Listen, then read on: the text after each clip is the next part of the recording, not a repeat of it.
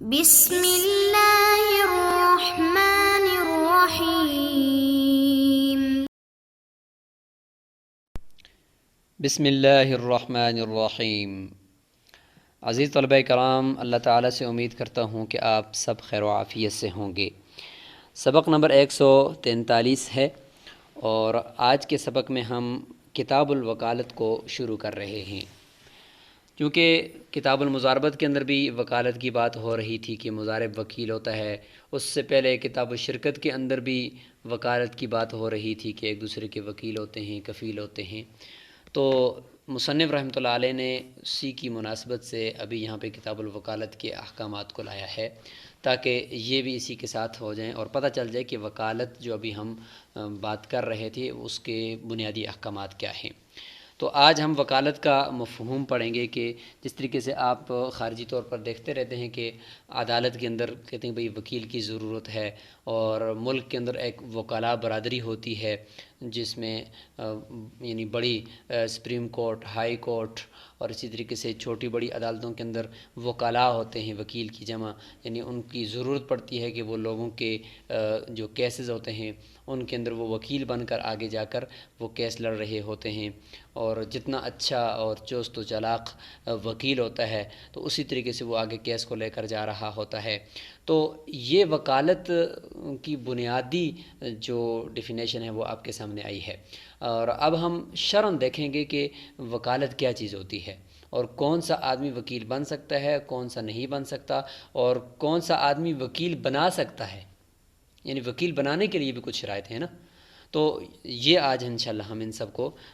دیکھتے ہیں کہ وکالت کسے کہتے ہیں۔ تو خارجی مفہوم آپ کے سامنے کچھ نہ کچھ تو آ گیا نا، کہ معنی اس کا ہے سپرد کرنا، ایک معنی اس کا حفاظت کرنا بھی ہے کہ جیسے حسبنا اللہ و نعم الوکیل، ای نعم الحافظ، حفاظت کرنے والا۔ جوہرۃ النیرہ کے اندر یہی معنی لکھا گیا ہے۔ اور دوسرا معنی اس کا یہ ہے کہ حوالے کرنا، کسی کو کچھ چیز سونپ دینا، کسی کے حوالے کر دینا، اور خود کوئی کام انسان اس کام کو کرنے کا اہل بھی ہے، یعنی وہ کام کر بھی سکتا ہے، ایسا نہیں کہ وہ کام اس کے لیے کوئی کرنا وہ نہیں کر سکتا یا اس کا وہ مالک نہیں ہے، نہیں، اس تصرف کو، اس کام کو وہ خود کر بھی سکتا ہے اور اس کے لیے کرنا بھی فی نفسی ہی درست ہے، لیکن فی الحال اس کے لیے کوئی مجبوری پڑ گئی ہے کہ وہ اس کام کو نہیں کر سکتا، تو اس کام کو کسی کرنے کے لیے کسی کو آگے وکیل بنائے، اس کو وکالت کہتے ہیں۔ تو اس میں بنیادی طور پر آپ کو یہ بات سمجھ میں تو شاید آ گئی، یہ ایک بنیادی شرط آپ اس کو سمجھ لیں کہ جس کام کو انسان خود کر سکتا ہے لیکن اب کسی مجبوری کی وجہ سے وہ کام نہیں کر پا رہا، اس کے اندر وہ وکیل بناتا ہے کہ کوئی کسی آدمی کو اپنا نائب بنائے کہ اچھا میری جگہ پہ آپ یہ کام کر لو، تو اس کو کہتے ہیں وکالت۔ تو یہ اس کا ایک بنیادی مفہوم آپ کے سامنے آ گیا کہ وکالت کیا چیز۔ اب عربی کے اندر اس کی اگر تعریف دیکھیں کہ عبارت عن اقامت الانسانی غیرہ مقام نفسہ، کہ یہ نام ہے وکالت کسی آدمی کا اپنی جگہ پر دوسرے کو اپنا قائم مقام بنانا، فی تصرف معلوم، کسی معلوم تصرف کے اندر، تو اس تصرف کے اندر خود وہ کر سکتا تھا لیکن اب کسی مجبوری کی وجہ سے اس کو انجام نہیں دے رہا، تو اس کو کسی کرنے کے لیے کسی آدمی کو آگے وکیل بناتا ہے۔ تو یہ جو وکیل بنانے والا ہے اس کو موکل کہتے ہیں، موکل، وکیل بنانے والا، اور جو آگے جس کو وکیل بنایا جاتا ہے اس کو موکل بھی کہہ سکتے ہیں اور وکیل بھی کہتے ہیں، وکیل، اور اس عقد کا نام وکالت ہے۔ اور جس کام کی وکالت دی جا رہی ہے اس کو موکل بھی کہتے ہیں۔ تو یہ کچھ ڈیفینیشنز بھی آپ کے سامنے آ گئی۔ تو یہ ہے جی قرآن مجید کی آیت سے ہم سمجھتے ہیں کہ دیکھیں یہاں پہ بھی وکالت کا ثبوت ہے کہ اصحاب کہف جب وہ جاگ گئے 309 سال کے بعد تو انہوں نے اپنے ایک ساتھی کو بھیجا تھا، فَبْعَثُوا أَحَدَكُمْ بِوَرِقِكُمْ هَٰذِهِ إِلَى الْمَدِينَةِ فَلْيَنظُرْ أَيُّهَا أَزْكَىٰ طَعَامًا، کہ ایک ساتھی کو بھیجو کہ وہ یہ سکے لے کر جائے اور جا کر وہاں کھانا لے کر آئے کہ کون سا پاکیزہ کھانا ہے بازار کے اندر، وہ جا کر لے کر آئے۔ حدیث شریف کو اگر آپ دیکھیں تو حدیث شریف کے اندر آپ کو یہاں پہ نظر آ رہا ہے کہ عن علی رضی اللہ عنہ قال فرماتے ہیں امرنی رسول اللہ صلی اللہ علیہ وسلم ان اتصدق بجلال بدنی التی نحرت و بجلودها، یعنی حضور صلی اللہ علیہ وسلم نے مجھے حکم دیا کہ میں جا کر صدقہ کروں جو قربانی تھی اس کے چمڑے کو جس کو میں نے نہر کیا تھا اور اس کے جو کھال ہے اس کو صدقہ کروں۔ تو اس سے دیکھیں حضور صلی اللہ علیہ وسلم نے گویا کہ ان کو وکیل بنایا کہ تم جا کر اس کام کو کرو۔ تو سنن سے بھی ثابت ہے، اجماع سے بھی ثابت ہے اور قیاس سے بھی ثابت ہے کہ ایک کام انسان خود کر نہیں سکتا ہے، وہ اس کا اہل ہے، اگر وہ ٹھیک ہوتا یا اس وقت اس کی بیماری یا کسی اور رکاوٹ یا عورت ہے جو پردے کے اندر ہے وہ آگے عدالت تک جا نہیں سکتی، وہ اپنی بات نہیں کر سکتی، یا یہ کہ نکاح کے اندر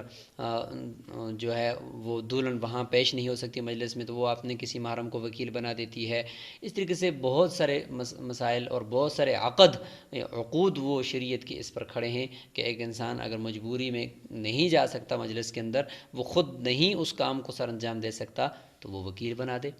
اب اس کے لیے پھر آگے شرائط ہوں گی کہ کس کو وکیل بنایا جا سکتا ہے، کس کو نہیں بنایا جا سکتا۔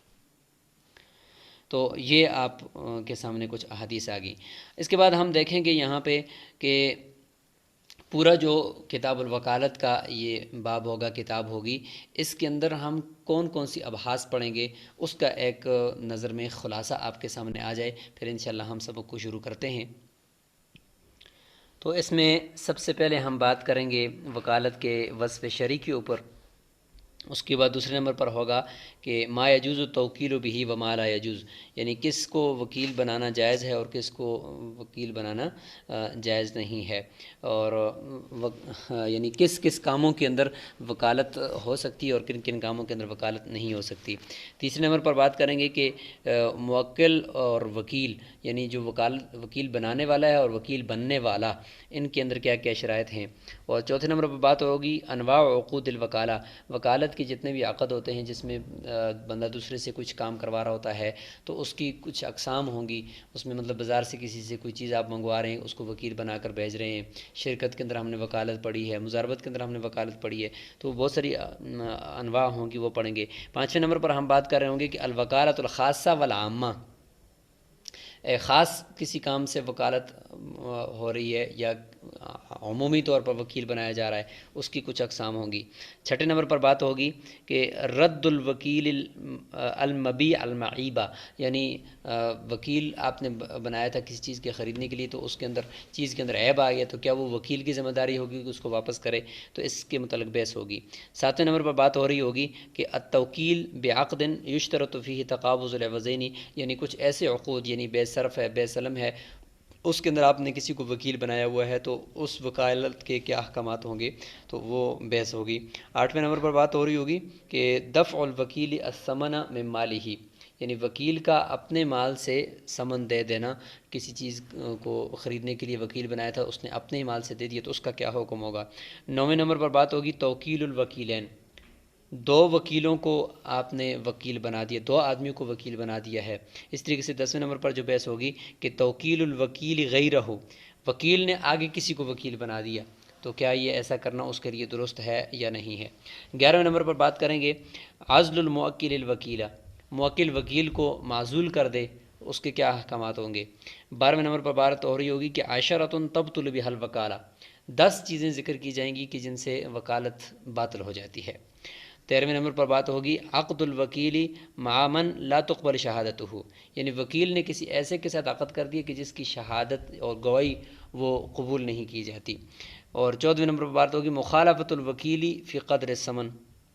وکیل نے ثمن کی مقدار کے اندر موکل کی مخالفت کر دی، موکل نے کچھ اور بتایا، اس نے کچھ آگے کچھ اور کیا۔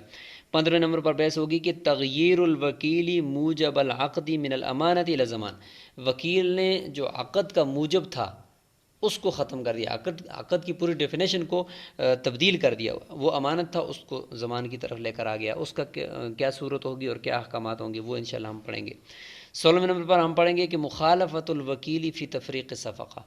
عقد کے اندر تفریق کر دی ہے اور موکل کی مخالفت کر دی ہے، اس کی کچھ صورتیں ہوں گی اور احکامات ہوں گے۔ 17ویں نمبر پر بات ہو رہی ہوگی کہ مخالفت الوکیل الی الخیر، یعنی وکیل نے موکل کی مخالفت تو کی ہے لیکن اس مخالفت میں وہ کام اچھا کر دیا اس نے، اور وکیل نے جو کام بتایا تھا اس سے بھی بہتر کر کے لے آیا، یعنی وکیل نے تو بتایا تھا لیکن وکیل نے کچھ کم بتایا تھا، موکل نے وکیل نے اس سے اچھا کر کے دکھا دیا، تو مخالفت تو ہوئی لیکن مخالفت الی الخیر ہوئی۔ 18ویں نمبر پر بات اور یہ ہوگی کہ شراء الوکیلی لنفسہ، وکیل بنایا کہ وہ چیز میرے لیے خرید، اس نے جا کر اپنے لیے خرید لی تو کیا حکم ہوگا۔ 19ویں نمبر پر بات آ گئی احکام الوکیل بالخصومت، جو عدالت میں جا کر کیس لڑنے والا وکیل ہوتا ہے اس کے کیا کیا احکامات ہوتے ہیں۔ اور 20ویں نمبر پر بات ہوگی وکیل الغائب، کسی غائب آدمی کا جو وکیل ہے اس کے کیا کیا احکامات ہوتے ہیں اور کن کن صورتوں میں وہ وکالت کر سکتا ہے۔ تو یہ پورے کتاب الوکالت کا خلاصہ آپ کے سامنے ایک نظر میں آ گیا ہے۔ ابھی ہم باقاعدہ انشاءاللہ عبارت کو دیکھتے ہیں اور اس کے ضمن میں ہم ترجمہ اور تشریح کرتے ہیں۔ تو یہ ہے جی کتاب الوکالہ۔ کل عقد جاز ان یعقدہ الانسان بنفسہ، یہ بنیادی شرط ذکر ہو رہی ہے کہ ہر ایسا عقد جس کو انسان خود انجام دے سکتا ہو لیکن کسی مجبوری کی وجہ سے، کسی بیماری کی وجہ سے، کسی اور عذر کی وجہ سے وہ ابھی نہیں کر سکتا، تو جاز ان یوکل بہ غیرہ، تو یہ بھی جائز ہے کہ اس کا وہ کسی دوسرے اپنے غیر کو، کسی دوسرے آدمی کو اس کا وکیل بنا دے۔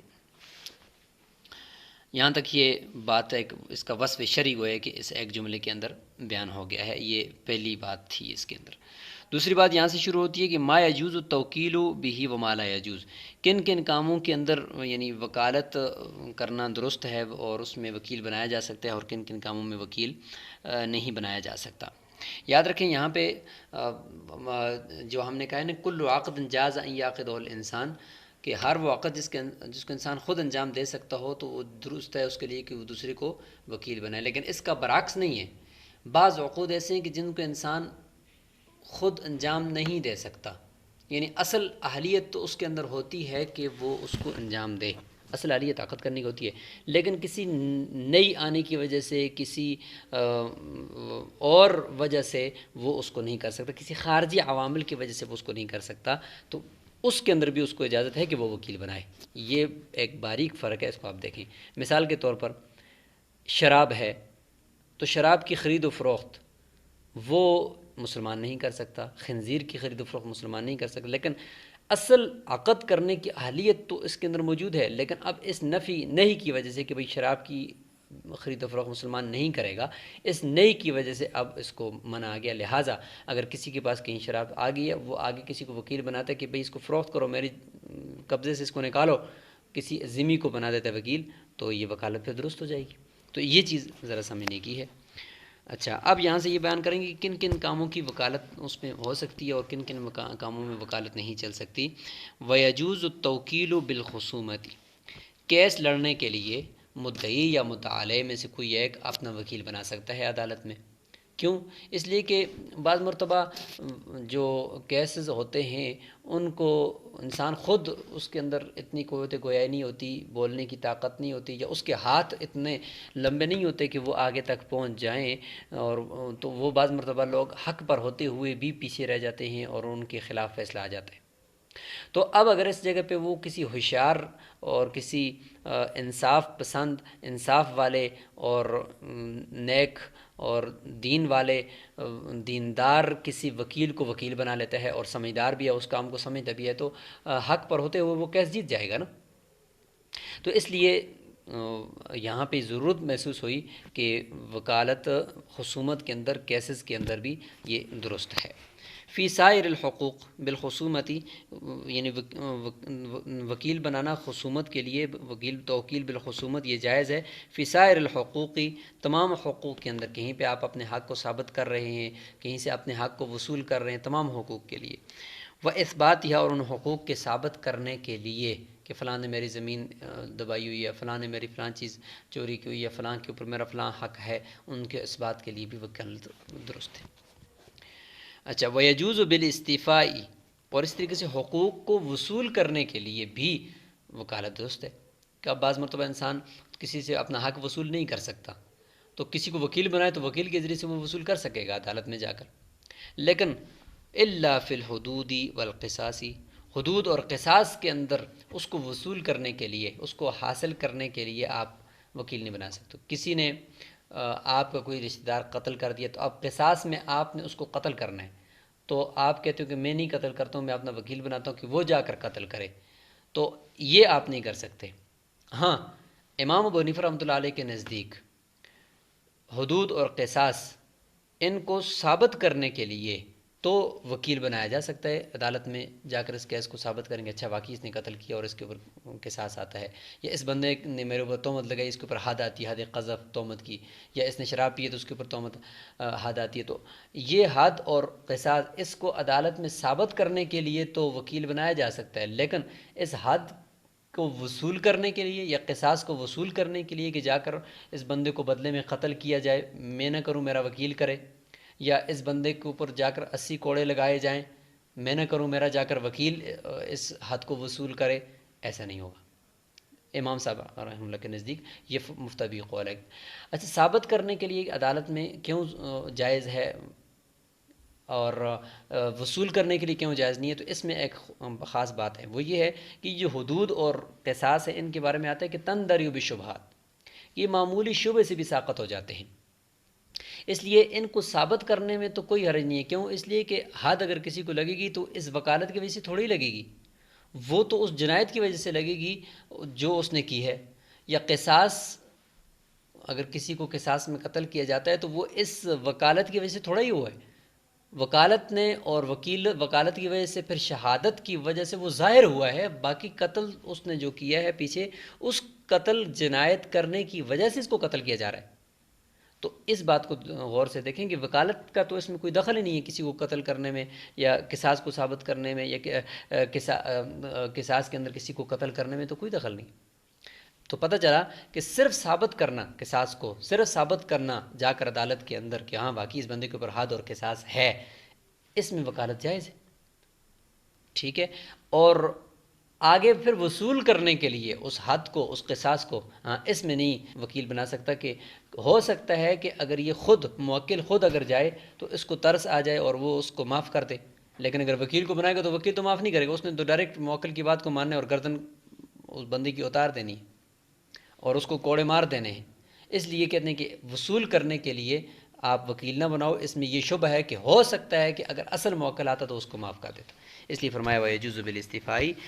تمام حقوق کو وصول کرنے کے لیے وکالت تو درست ہے، لیکن الا فی الحدود والقصاص، حدود اور قصاص کے اندر درست نہیں ہے. اور آگے اس کی مزید تفسیر بھی ہے کہ فإن الوکالۃ لا تصح باستفائها، بس